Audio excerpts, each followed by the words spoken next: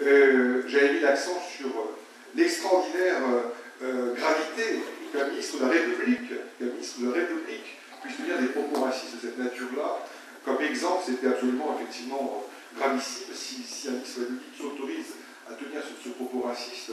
Alors qu'est-ce que vont se permettre tous ceux qui ne sont pas ministres, qui ne sont pas en charge d'une fonction qui nécessite et qui commande l'exemplarité.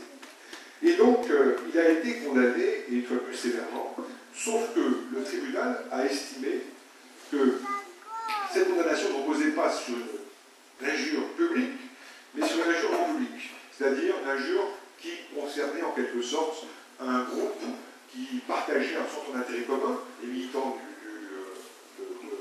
du MP, mais pas en tous les cas public, c'est-à-dire pas adressé à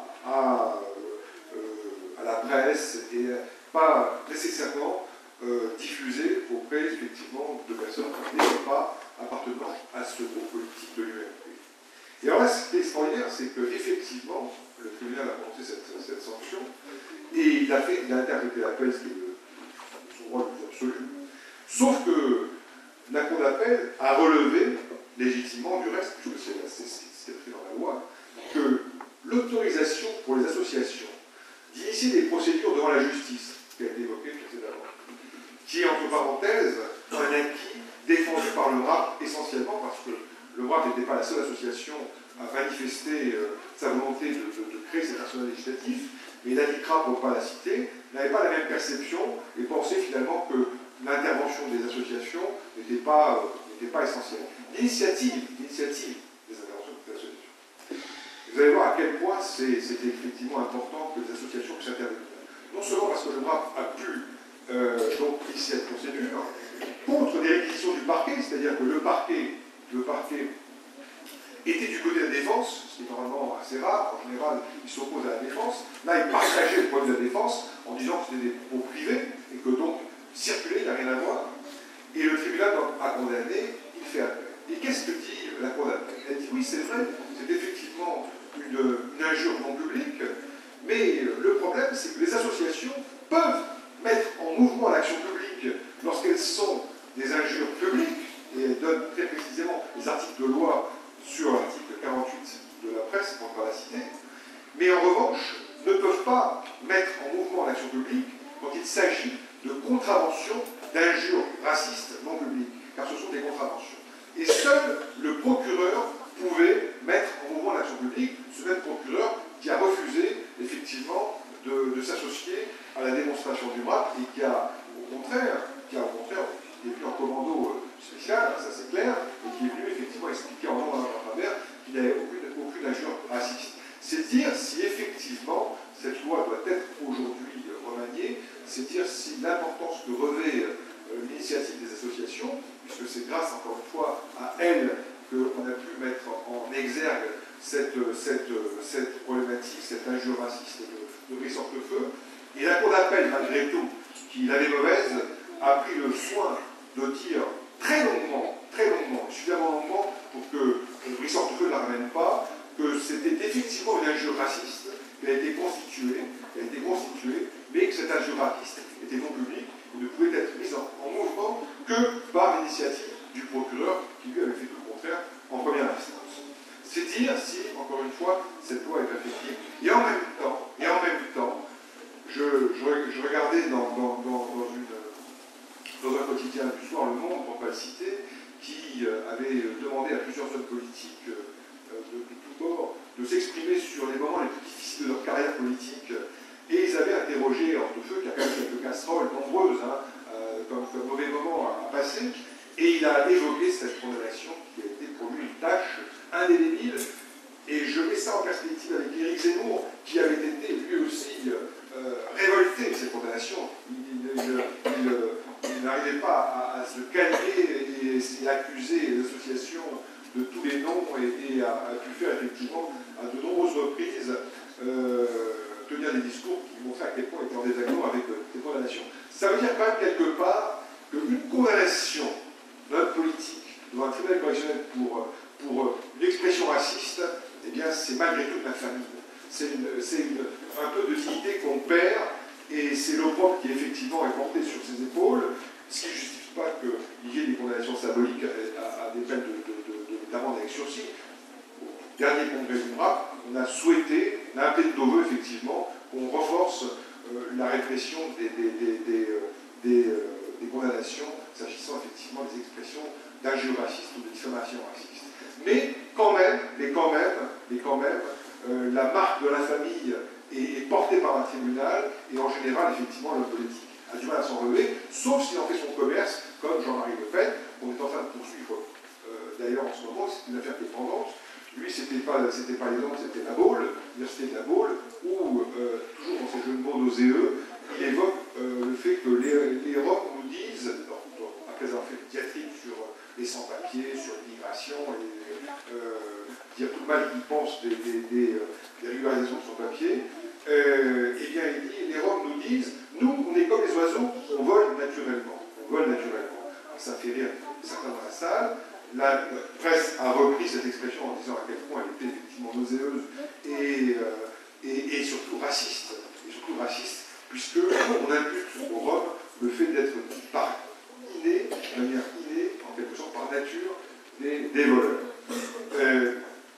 Donc, mais lui, il en fait son compte commerce, et même si il a tout de suite mis sur le net, qui est aujourd'hui une arme de combat extraordinaire, il faut impérativement prendre en considération. On ne peut plus s'affranchir d'une vraie réflexion sur Internet, cet outil qui est un outil qui est extraordinairement puissant, et donc, comme tout outil puissant, quand il est mis au service effectivement de bonnes causes, ça passe bien, et quand il est mis au service de mauvaises causes, c'est effectivement beaucoup plus redoutable.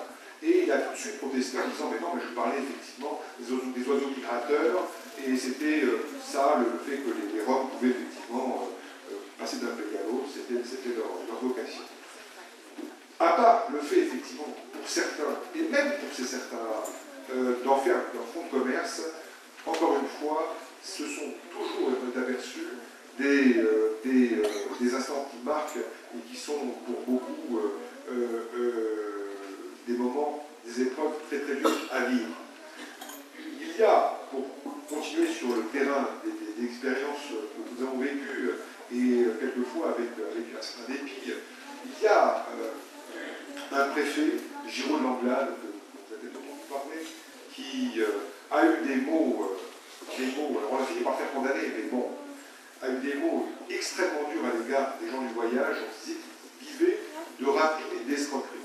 Sauf que les poursuites de ce personnage qui ont abouti à une condamnation extrêmement sévère pour le coup, devant un tribunal extrêmement sévère, puisqu'il sollicitait, le préfet sollicitait la non-inscription sur son casier judiciaire de ses condamnations. Au cas où le tribunal viendrait à condamner, il sollicitait la non-inscription sur son casier judiciaire, et le tribunal s'est fendu de motivations extrêmement circonstanciées pour dire que c'était absolument une honte qu'un préfet représentant d'un département pouvait se permettre de tels propos, et que non seulement il était condamné, mais que cette condamnation figurerait sur son casier judiciaire, donc c'était vraiment redoutable. Bien. Et pour des raisons encore une fois liées à la procédure, notamment au fait qu'on a estimé que ces propos tenus dans un journal avec son accord étaient intentionnellement diffusés, et qu'en revanche, repris in extenso par le net, était en gros n'était pas poursuivable dans la mesure où son intention n'était pas rapportée de diffuser ces propos-là. Alors même que le directeur de publication du site, lui, a été condamné, c'est bien définitif, c'est pour dire si là encore une fois, n'était pas la problématique des propos racistes qui ont été tenus, mais c'était surtout bien le contexte procédural, le contexte tout simplement de la loi qui impose, parce que c'est ça la réalité, c'est que la loi effectivement impose de prendre en quelque sorte les pantoufles de la loi sur la presse. Pourquoi?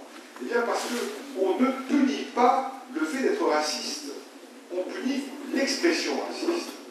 En 1996 par exemple, Jean-Marie Le Pen dit « Moi je crois en l'inégalité des races ». Je crois en l'inégalité des races. Cette expression n'était pas poursuivable. Pourquoi? Parce qu'il ne disait pas un groupe ou une personne à raison de ses origines, de la couleur de sa peau, de sa religion. Alors, on évite toujours au drap de dire de sa race, parce que par définition, nous estimons qu'il n'y a pas de race, mais qu'il y a une seule espèce, l'espèce humaine. Et donc on met toujours le mot race entre guillemets dans nos statuts, parce qu'on est obligé de se référer à la loi pour pouvoir avoir en quelque sorte le droit de poursuivre, mais on reste toujours, de ce point de vue-là, extrêmement prudent, d'autant que le BRAP, dans les années 70, a changé, non pas son acronyme qui reste toujours le BRAP, mais a changé le contenu de cet acronyme.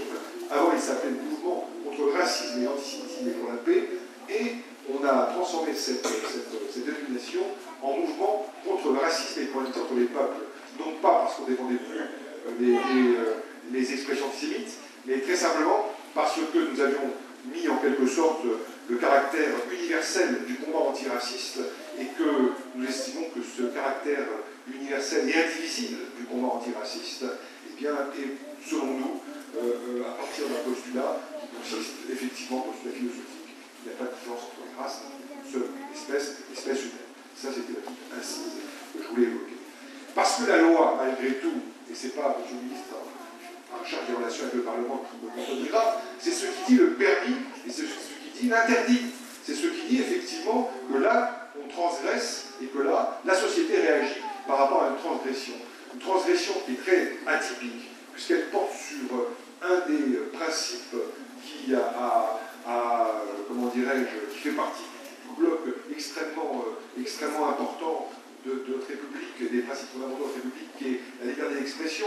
On sait que c'est pour nous la plus précieuse des libertés, oui, des plus précieuses, et bien en concurrence à cette liberté d'expression, bien en concurrence, le droit à l'égalité, le droit à l'égalité, qui, on a considéré, était un droit tout aussi important, dans ce cas précis, de la liberté d'expression. Et c'est pour ça qu'il y a une grande difficulté à modifier cette loi, c'est que d'aucuns considèrent qu'on reste sur le terrain de la liberté d'expression et qu'il ne faut pas effectivement qu'on se transforme en ceux qui vont sonder les cœurs et les reins des individus pour savoir s'ils sont racistes au fond de leur âme ou si c'est l'expression raciste qui est toujours poursuivable. Et encore une fois, il y a beaucoup d'améliorations à apporter, tant sur les prescriptions qui est d'une année, portée de 3 mois à une année, et qui reste d'une année, sur cette inadmissible contravention d'injures racistes non publiques qu'il faut effectivement refondre, sur la qualification qui a été évoquée précédemment entre la diffamation et l'injure, et qui fait que lorsque une personne est poursuivie pour vol et qu'on dit non, c'est pas un vol, c'est en fait un abus de confiance. Les faits, c'est pas l'effet de vol, l'abus de confiance. Le tribunal a le droit de dire ça. Enfin, il n'a pas le droit de dire c'est pas une injure, c'est une diffamation. Voilà. Diffamation, entre parenthèses, qui, pour la petite histoire, au sein de la loi sur la presse, peut faire l'objet d'une, ce qu'on appelle l'exception de vérité, c'est-à-dire d'une preuve de la vérité des faits diffamatoires. On peut rapporter des faits, on peut rapporter la preuve des faits. Or, la Cour de cassation a définitivement interdit qu'on rapporte, bien évidemment, la preuve d'un fait diffamatoire à caractère raciste. Ça me paraît être effectivement un peu essentiel. Voilà, très très brièvement, je ne veux pas allonger le débat parce que je pense que maintenant les questions sont peut-être dans la salle.